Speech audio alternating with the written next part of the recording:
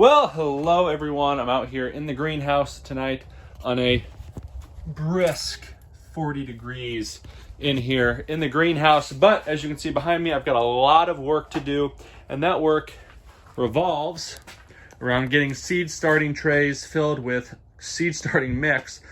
Basically because it's time to start our brassicas, our early lettuce, and earlier this week we started onions. And so these will be cauliflower, kale, collards, broccoli, yeah, you get the gist of it. So I just wanted to run through. I'm doing 11 of these tonight, and this is how I do it very quickly. If you're only doing a few, it's not that big of a deal, but if you run through a lot of them like I do, it can be somewhat laborious and take some time. So here's how I have my setup.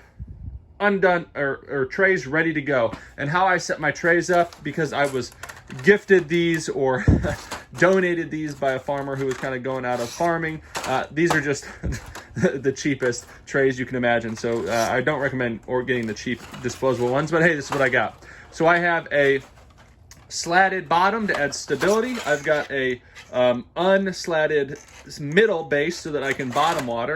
And then we've got our 72 cell flats. You can see 72 there. Perfect for tomatoes that you're going to get up to about 4 to 6 weeks. Peppers, you get up to about 6 weeks in those. Lettuce, you get it. All right, so there we go. And then I've got my mix here. Now this is a special seed starting mix that I make with potting soil, potting soil, some seed starting mix.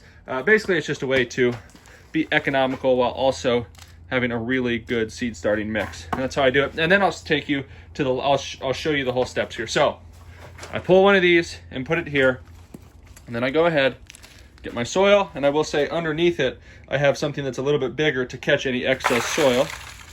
And we're gonna fill it up until each and every one of those is full to the brim. It's not gonna be to push down, but basically we're gonna fill them up till all of them are full just here. I'm not jamming anything down because there's no need to compact it a ton. You're going to get enough potting mix in there. But once I get that potting mix in there, and I'll just use this finished, or this one for an example, is we've got it nice and flat, all there, and then I take a couple of trays that I fit together to add a little stability, set it on top, fits nice and easy, and I push down. Now what that creates is a nice space for me where I don't have to go through and dibble out. I definitely could, but basically that just creates a nice space where I can drop a seed in there, and then I can come through after those seeds are done, take some mix and sprinkle it over top. And then you could compact it down again if you want to really ensure great seed to soil contact. If not, you're going to be all right if you have some sort of humidity dome or you're starting them in a nice humid place. So there it is. That is how I start my seed starting trays. We're here in the end of January, getting ready to the close start of February. So it's time to start brassicas. It's time to start lettuce. It's time to start onions. You better get them going. And before we know it, about a month from now, we'll be starting tomatoes and peppers and eggplant, things like that. So hopefully this was helpful. If you enjoyed the video, make sure you hit the like and subscribe button. Check out plantbasedgabriel.com/shop for some awesome gardening inspired t-shirts that Bridget, Dr. Miller, and myself have come up with.